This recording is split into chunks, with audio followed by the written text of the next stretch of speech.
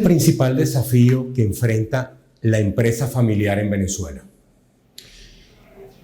El tema generacional, la fuga de talentos, sin lugar a dudas creo que es el gran reto. Ya la empresa familiar, en términos generales, la sucesión es un tema fundamental, pero en el caso de Venezuela, dada la fuga de talento, se vuelve ampliamente retador. Y al final de lo que se trata también es que a las nuevas generaciones motivarlas, verles el sentido de trascendencia que tiene continuar con la empresa de su abuelo, de su bisabuelo. Hay séptimas generaciones, quintas generaciones. Y allí hay una fuente de inspiración que quizás no hemos divulgado lo suficiente y que puede contribuir a que eso que hoy en día es una amenaza, revertirlo en cierta forma, porque al fin y al cabo la empresa familiar representa una fuente de empleo imprescindible para la economía nacional. En el caso de Venezuela no hay cifras oficiales, pero por analogía podemos estar hablando de un 60, un 70% del Producto Interno Bruto.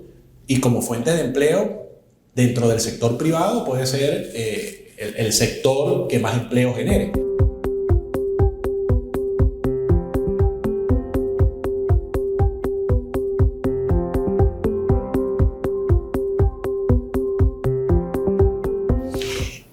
Ese fenómeno de la diáspora justamente entonces complica la sucesión para cualquier empresa, tomando en cuenta que quien esté al frente de la misma no tiene la garantía que su hijo o su nieto quiera seguir en el negocio. Sí, efectivamente es así, pero eso tampoco debe ser, digamos, motivo de desesperanza, porque justamente cuando hablamos de profesionalizar o de institucionalizar a la empresa familiar, se trata de que las posiciones claves las ocupen terceras personas en función de sus méritos, de sus actitudes, y el sucesor, bueno, pasa a ser un accionista que puede estar en Venezuela o no. Entonces eso tampoco debe ser motivo, porque a veces vemos que los fundadores dicen, bueno, tengo que cerrar la empresa porque no hay quien la continúe. No necesariamente. Lo que hay que buscar entonces es profesionalizar. Porque el hecho de profesionalizar no significa que automáticamente el hijo o la hija del fundador es quien vaya a tomar las posiciones de liderazgo, sino que él puede tomar una posición bien como miembro de la junta directiva o simplemente como accionista. Pero lo importante es darle continuidad a ese proyecto, a esa ilusión, a ese sueño que esa persona tuvo hace 50, 60 años. Hay muchas marcas que hoy en día pueden estar en riesgo, marcas tradicionales, porque no hay un plan de profesionalización. Entonces el plan de profesionalización es mucho más amplio que el retener al talento proveniente de esa familia. Entonces muchas veces la empresa familiar se vuelve parte de la sociedad y no podemos permitir que ese tejido de empresas que constituyen la empresa, valga la redundancia, familiar, se pierda. ¿De qué manera firmas como PwC apoyan a una empresa familiar? Porque puede haber esa percepción de que esos temas de consultoría son solo para transnacionales, para grandes empresas y no para empresas familiares que tengan un tamaño mediano o pequeño.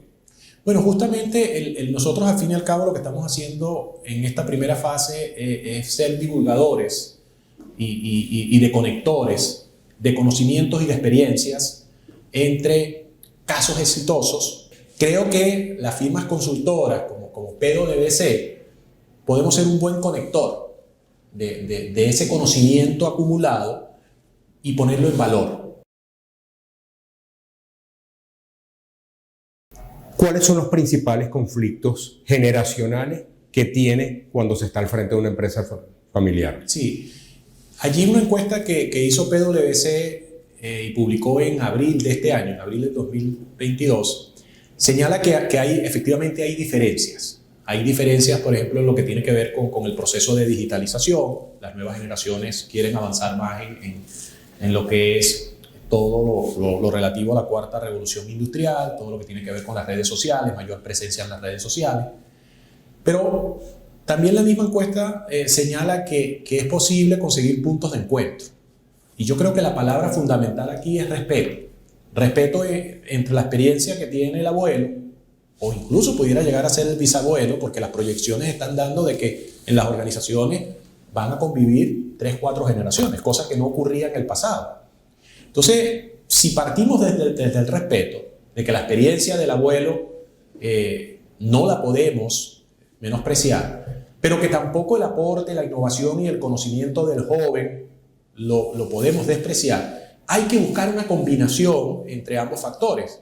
Entonces el secreto va a estar en buscar ese balanceo, pero la clave está en el respeto mutuo, porque si empezamos con la descalificación de que el abuelo le diga al joven, yo esto lo manejaba así y siempre he sido exitoso así, y el nieto le responda, lo que pasa es que ya tú estás muy viejo, allí no vamos a construir. Entonces se trata de buscar ese punto de encuentro donde lo que debe predominar son los valores, responsabilidad, confianza, pero donde una palabra clave también es sentido de trascendencia. Cuando tú entras a una empresa familiar y le preguntas ¿por qué no te has ido del país? Y te dicen, porque tengo una responsabilidad de 5 generaciones, de 6 generaciones. O sea, allí hay un sentido de trascendencia que va más allá de meramente el plano personal, donde lo emocional también conecta. Ese sentido de trascendencia que comenta está muy presente en el tejido empresarial familiar de Venezuela, o están muy afectados también, como vemos en el mundo político, donde partidos políticos emblemáticos, por no tener ese sentido de trascendencia, pues prácticamente han desaparecido. Yo soy de la idea de los liderazgos, las empresas familiares, no somos otra cosa sino el reflejo de la sociedad. Difícilmente, si tú tienes una sociedad que no es auténtica, que no está inspirada, que no tiene un propósito, difícilmente vas a tener liderazgos que lo sean. Entonces, se trata de revertir y decir, el centro está en la sociedad, porque nuestros liderazgos, nuestros políticos salen de la sociedad, no vienen de otros países. Y creo que allí es donde nosotros debemos poner el foco, porque esas empresas familiares, al fin y al cabo, vienen de esa sociedad. Entonces nosotros debemos buscar como sociedad propósitos que trasciendan. Y este puede ser un buen momento, y eso no significa que no tengamos dificultades, pero nosotros hemos vivido una cantidad de circunstancias.